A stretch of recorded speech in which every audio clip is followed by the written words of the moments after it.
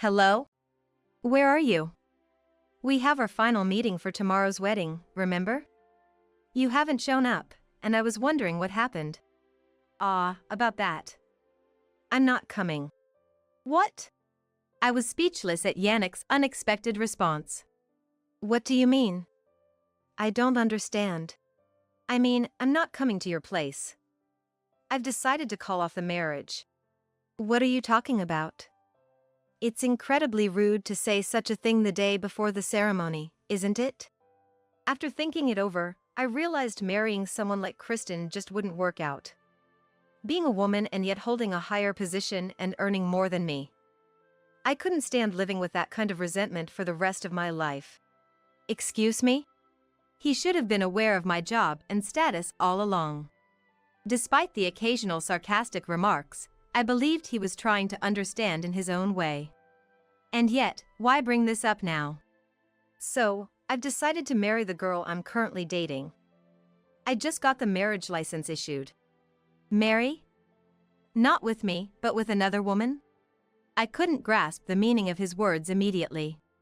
He was seeing someone else while with me? So, I was being two-timed? The woman's voice over the phone before? Had he already got a marriage license? As I searched for words, Yannick, mistaking my silence for shock, continued with a sneer.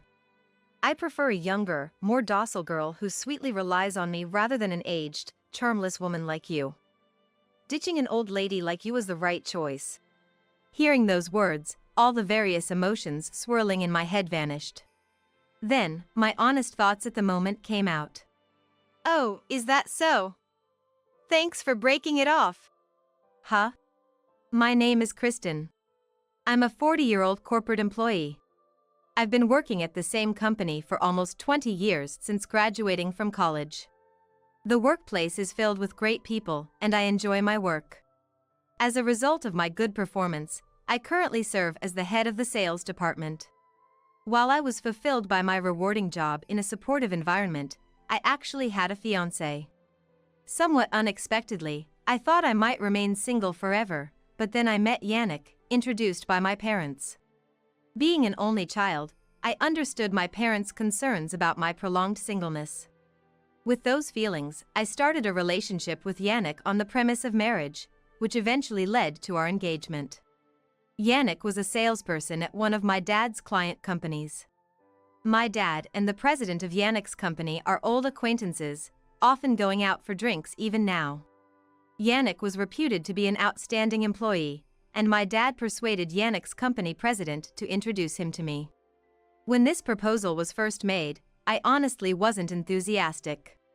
Though I had a vague desire for marriage, I wasn't keen on being set up for it. Dad, could we possibly cancel this arrangement? Honestly, I'm not seriously considering marriage right now, and I'd feel bad meeting with that mindset.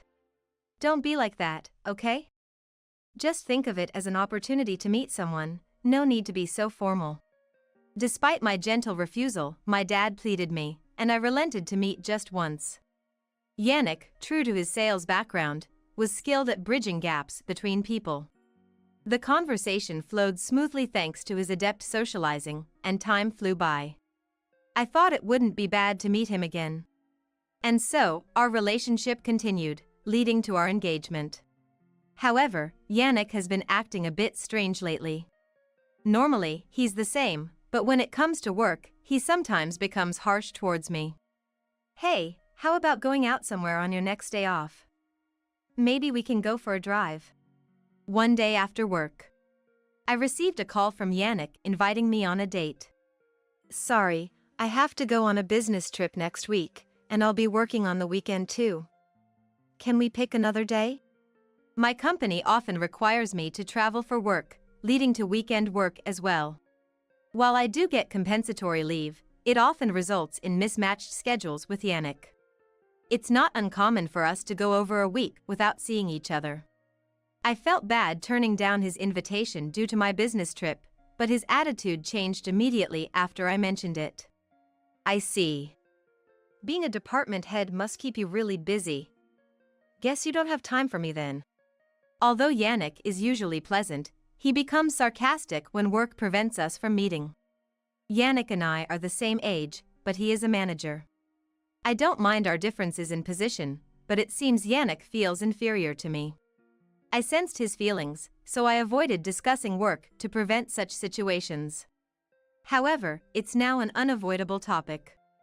You don't have to speak like that. I feel bad about turning down your invitation, but it's because of work. Of course, your job should come first over someone like me. Good luck then. With that, Yannick ended the call abruptly. Staring at the darkened screen of my cell phone, I sighed. I never intended to neglect Yannick because of work. Though it's true our days off don't always align, I always look forward to making the most of our time together when we can meet. I couldn't comprehend Yannick's unwillingness to understand my perspective. Even when we couldn't meet, Yannick and I kept in touch through messages. But lately, his responses have become less frequent. How about dinner after work this Friday? I found a great place. One lunchtime. I messaged Yannick. Usually, he'd read it promptly, but that day, I didn't get a reply until after 8 p.m. I have overtime on Friday, so it's not possible. His reply was brief and indifferent. Unusual for Yannick, who rarely worked late. Assuming he was just busy, I was grateful he replied during his work. That's how I saw it. Yet, this marked the beginning of a change in Yannick's behavior. I'm not good at initiating contact. So Yannick used to reach out to me more often. But now, he hardly ever contacts me. Therefore, I would send messages, but depending on the content, there might be no reply even if it's read. And if there was a reply, it was just a word or two. Work is piling up, and I'm busy. He claims to be swamped with work, facing daily overtime and increased weekend shifts. After several weeks of this, I decided to call Yannick. It's Saturday. Normally, Yannick would be off work too. I called several times, but there was no answer. Unable to leave a voicemail, I kept listening to the persistent ringing. Just as I was about to hang up, Yannick finally answered. What? Yannick's voice was quite indifferent. It even sounded a bit irritated. Are you okay now? We haven't seen each other in a while, so I thought I'd call. If it's not urgent, can I hang up? I'm swamped with work right now. Yannick seemed eager to end the call, which felt odd to me. He claimed to be at work, but the background sounded lively, not like an office environment. It's not urgent, but you haven't been replying to my messages lately, so I was worried. Haven't I told you? I'm busy with work piling up. You, as a department head, Kristen, should understand this, right? I want to focus on my work. Yannick sighed heavily, clearly wanting to get off the phone. His irritation was palpable, and his tone was more biting than usual. Continuing the conversation seemed futile. I see. Just take care not to overdo it. Yeah, then. As he was about to hang up, a voice came through from his end. Hey Yannick, who's on the phone? The voice was sugary and elongated. Unmistakably a woman's. Who? Before I could ponder further, the call ended. Was I mistaken? Yet, the voice clearly called out Yannick's name. Informally, by his first name. Was Yannick truly at work? My mind was filled with questions. We continued to lead our mismatched lives. Honestly, I was starting to question the meaning of marrying Yannick. Doubts had crept into my mind since our last phone call. Should I go through with the marriage or call it off? The wedding date was already set. And if I were to cancel, sooner would be better. Until now, despite occasionally getting upset over work-related topics, we had good times together on our days off. Yet, our relationship suddenly deteriorated, seemingly due to Yannick's increased overtime and weekend work. Avoiding me under the pretext of work made me wonder if he was having an affair. Such suspicions began to arise. The sound of a woman's voice in the background of the call also raised concerns. To clear my mind of these feelings, I decided to focus on what I could do at the moment. I made up my mind to do just that. Even after that, Yannick's attitude remained unchanged. Our communication was mostly through messages, with hardly any phone calls. Yet, Yannick never brought up anything definitive about calling off the wedding. Given that relatives and acquaintances had been invited, we couldn't just stop preparing for the wedding. It seemed unlikely that Yannick, who was always busy with work, was making any progress with the preparations on his own. Just to be sure, I contacted the venue, but as I suspected, there was no sign that Yannick had been in touch with the staff. I found myself alone, moving forward with the preparations for our wedding. Finally, it was the day before the wedding. I had spent time preparing for tomorrow. Today, Yannick was supposed to come to my house for our final meeting. Today, we had to talk in person. But he was nowhere to be found past our scheduled time. Calling him, the background noise suggested he was out. Hello? Yannick? Where are you? We have our final meeting for tomorrow's wedding, remember? You haven't shown up, and I was wondering what happened. About that. I'm not coming. What? I was speechless at Yannick's unexpected response. What do you mean? I don't understand. I mean, I'm not coming to your place. I've decided to call off the marriage. What are you talking about? It's incredibly rude to say such a thing the day before the ceremony, isn't it? I was confused. Truthfully, I hadn't been entirely looking forward to it. But canceling the day before would cause inconvenience for so many people. I'd have to contact the venue and notify relatives and guests about the cancellation. The prospect of dealing with the aftermath was more pressing in my mind than the sadness or shock of not marrying Yannick. Ignoring my silence, Yannick continued. After thinking it over, I realized marrying someone like Kristen just wouldn't work out. Being a woman and yet holding a higher position and earning more than me. I couldn't stand living with that kind of resentment for the rest of my life. Excuse me? He should have been aware of my job and status all along. Despite the occasional sarcastic remarks, I believed he was trying to understand in his own way. Yet now, he was bringing this up. So, I decided to marry the girl I'm currently dating. I even got the marriage license issued just now. Marrying? Not with me, but with another woman? I couldn't immediately grasp the meaning of his words. Was he seeing someone else while with me? So, I was being two-timed? The woman's voice over the phone before? Had he already got a marriage license? As I searched for words, Yannick, mistaking my silence for shock, continued with a sneer. I prefer a younger, more docile girl who sweetly relies on me rather than an aged, charmless woman like you. Ditching an old lady like you was the right choice. Hearing those words, all the various emotions swirling in my head vanished. And then, my honest thoughts at the moment came out. Oh, is that so? Thanks for breaking it off. Huh? Yannick, who must have expected me to be upset, seemed taken aback by my unexpected reaction. Honestly, I've been wondering if it was right to go through with the marriage. Thanks to your outrageous behavior, I can now retaliate without holding back. Thank you. What? Huh? Wait, Kristen, what do you mean? I couldn't comprehend Yannick's flustered state, having betrayed me first. Did he expect me to cry and cling to him? The thought of regarding Yannick as my fiancé was utterly gone. We have nothing to do with each other now, we're complete strangers. Don't ever call me again. Goodbye. Though Yannick seemed to be saying something on the other end, I mercilessly ended the call. Perhaps it was for the best that the marriage didn't proceed with lingering doubts. However, canceling the ceremony would mean being swamped with various follow-up tasks. Thinking about that, I felt I couldn't let it go without getting back at Yannick in some way. I decided to seek revenge. About a week after the wedding was called off, Yannick called me. His voice sounded frantic. Hey! What's going on? He immediately raised his voice as I answered the call. You don't need to shout, I can hear you fine. What do you want? I told you not to call me. This isn't the time for that. There's a big problem at work. Kristen, you must have done something. A big problem? What exactly? When I pressed him for answers, Yannick was at a loss for words.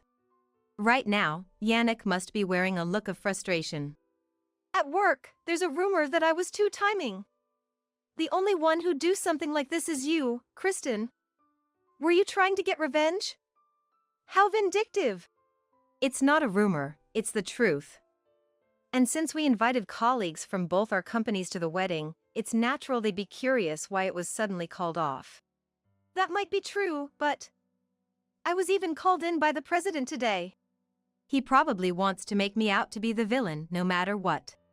It seemed like Yannick was trying to come up with reasons to blame me, even if he had to force them.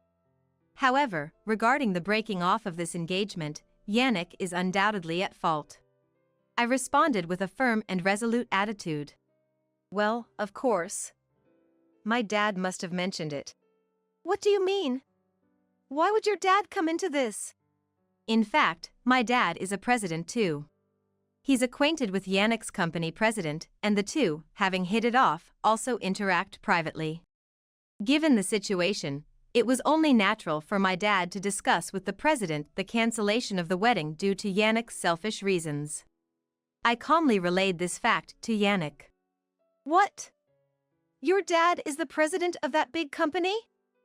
That's a major client of ours. Didn't I mention it? Dad originally intended to pass the company to my future husband.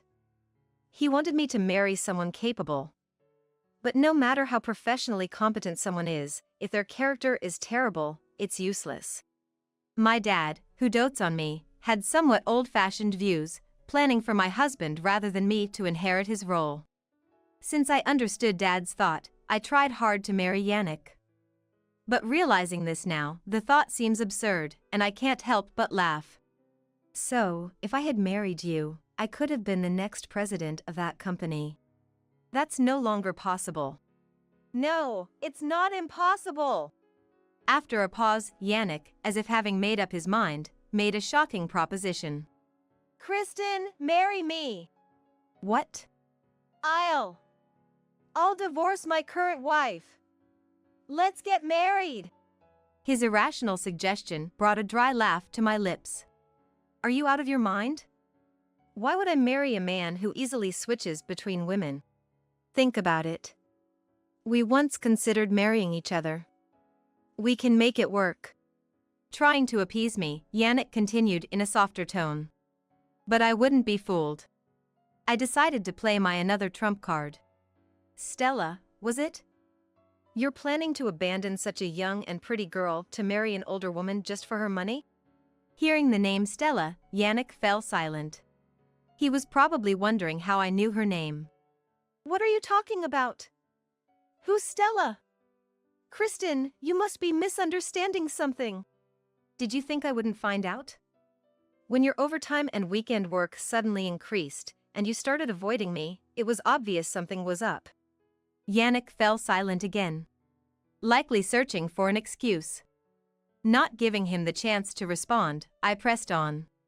Your affair with Stella, the new employee at your company, was already rumored because you were so close. I hired a detective to investigate thoroughly. A detective? You did something so sneaky. Yannick's sudden outburst, after his previous attempts to ingratiate himself, was startling.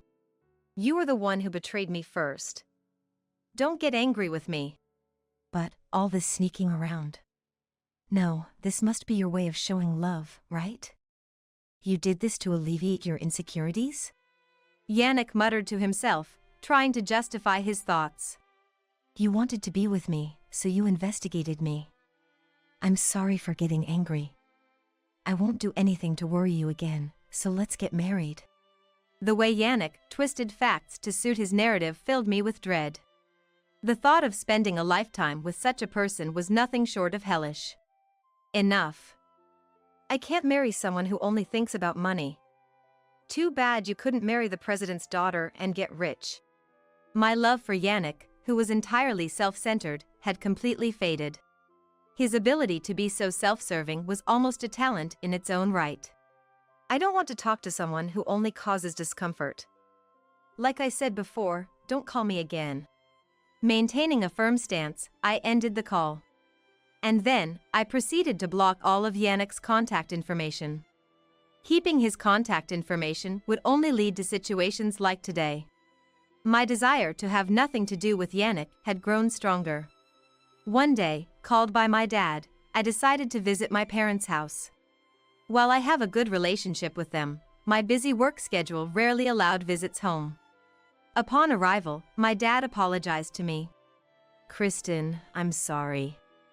Due to my shortcomings, I've caused you pain. I apologize." It seemed Dad believed I was heartbroken over Yannick calling off the engagement. I decided to share my true feelings openly. "Don't apologize, Dad. Honestly, I'm not sad about not marrying Yannick." "What do you mean?" Dad looked up, gazing directly into my eyes. I met his gaze and conveyed my feelings. "I've always thought I might be okay remaining single. But knowing you wanted your daughter's husband to inherit, I thought marrying Yannick would fulfill your dream." "Kristen." "But with such a mindset, even if we had married, it wouldn't have lasted long. I should have been honest about my feelings." "I'm sorry." I bowed to my dad, who then embraced my shoulders. "No, Kristen, you've done nothing wrong. The fault lies with me for starting this. And the ones who should be punished are Yannick and his affair partner." Dad's voice grew firmer as he spoke. His brows furrowed in anger. "There's a refreshing story I have. Do you want to hear it?" "A refreshing story?" "Yes. It's about the villains getting their comeuppance." According to Dad, Yannick and his affair partner, Stella, were facing tough times at their company. It all started when Dad told Yannick's company's president that he intended to cancel their business dealings. Dad expressed that he couldn't trust someone who cheats while engaged and callously breaks off the engagement right before the wedding. He didn't want to do business with a company that employs such a person. That's what was reportedly said. The president pleaded for reconsideration, but Dad made it clear that as long as Yannick was involved, he had no intention of doing business. "I've known the president for many years. It wasn't my intention to sever ties over something like this." Dad sighed softly. "But that wasn't the end of it." Dad continued his story. The day after he spoke with the president, he was summoned for a discussion. What was revealed was Yannick's misconduct. Yannick had good sales performance and was highly regarded by the company. However, it turns out he was taking credit for the work of his subordinates and colleagues, presenting it as his own achievement. It was revealed that Yannick's rise to the position of section chief was not due to his own abilities. Perhaps his awareness of his own lack of ability was why he felt inferior to me. I couldn't help but feel pity for him. At Yannick's company, rumors of his affair with Stella had spread. Furthermore, due to Yannick, the company was on the verge of losing a major deal. Feeling no further need to tolerate someone who had fallen so low, Yannick's subordinates and colleagues reportedly went directly to the president with evidence of his misdeeds. As a result, it seems the president was prepared to fire Yannick.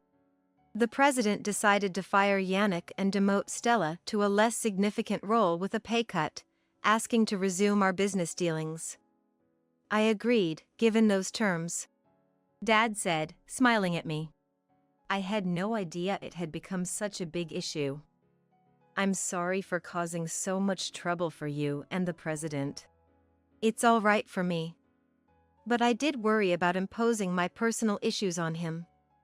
However, after apologizing, he said he was relieved to have an excuse to get rid of a troublemaker, which made me feel a bit better. I expressed to my dad that I wanted to personally thank the president again. Regardless of the situation, there was no denying that the ordeal with Yannick and me had caused inconvenience. I felt terribly sorry for the president, but at the same time, I felt a sense of relief knowing Yannick and Stella had faced significant repercussions. After parting ways with Yannick, I moved out of the house I had been living in. It was to avoid any visits from Yannick, and an incident that occurred later confirmed that my decision was correct. Yannick had been lying in wait for me outside my workplace, timing it with the end of my workday. I didn't want to see his face, but if Yannick caused any trouble, I felt safer with my colleagues around. I tried to ignore him and head home, but Yannick attempted to grab my arm. Kristen, I've been looking for you. I need to talk. I swiftly dodged Yannick's hand and, with reluctance, turned to face him. He had a somewhat haggard expression. His complexion seemed to be worse for wear, almost pallid. What do you want, showing up at my workplace like this? It's a nuisance. I went to your house, but you've moved, haven't you? Since you didn't tell me where you're living now, I had to come to your workplace. I wouldn't tell a complete stranger where I've moved to. I just want to talk. There's nothing to talk about. Go home. As I tried to leave, ignoring Yannick, he stepped in front of me and suddenly bowed his head. Please, I'm begging you, help me. His action, devoid of any pride, left me stunned. This was happening in front of my workplace, a place frequented by many people.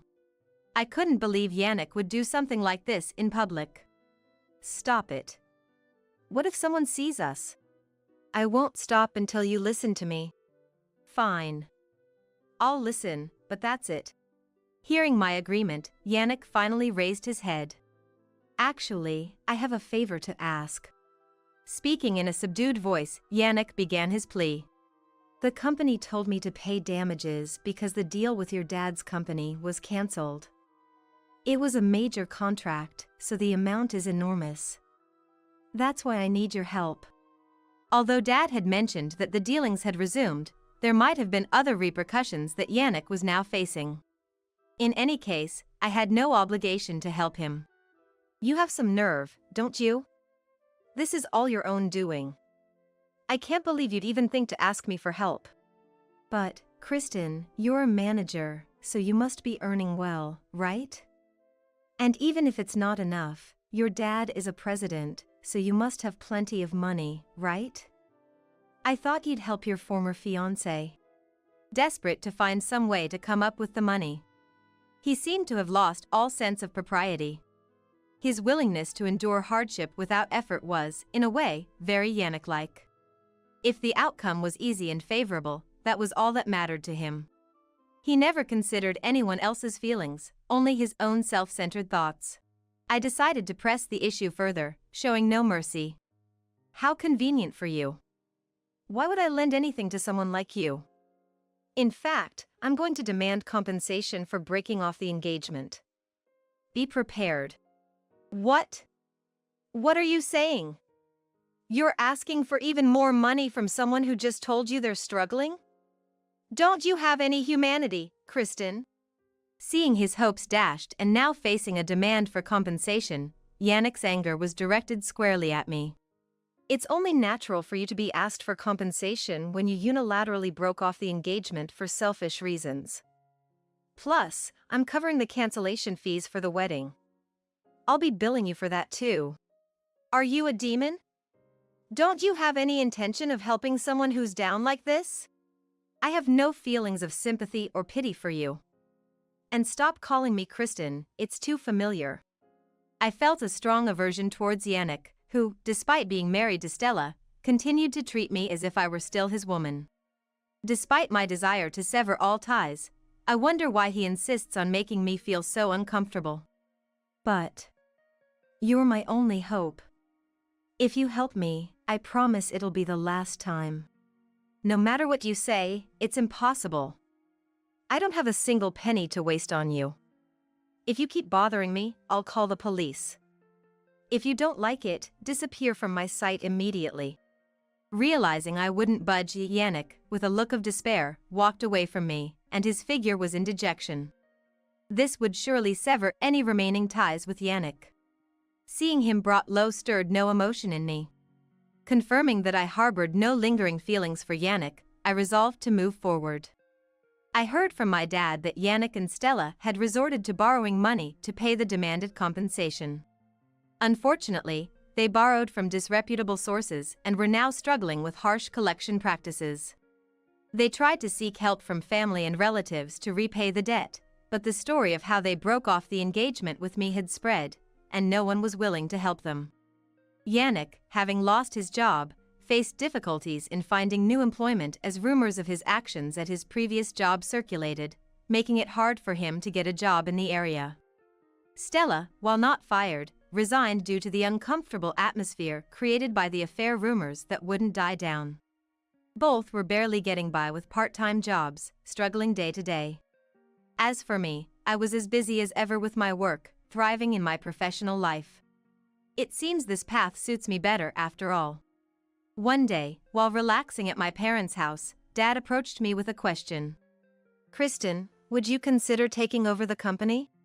"What?" "Of course, I'm not talking about immediately. But if you're interested, I'd like to start training you as my successor." It seemed Dad had revised his thoughts after the recent events. Instead of forcing me into marriage to have my husband take over, he thought of making me his successor. For me, who was determined to forge ahead in my career, Dad's words felt like an acknowledgement of my efforts, and I was genuinely pleased. "Thank you. It seems I'm well suited to working. I may not fully understand the challenges of running a company, but I'd like to take on the challenge." Hearing my response, Dad smiled warmly at me. "I'm glad to hear you say that. It's not something that's happening right away, so for now, continue to do your best at the company you're currently serving." Encouraged by Dad's words, I resolved to work hard and someday worthily succeed him as the head of the company.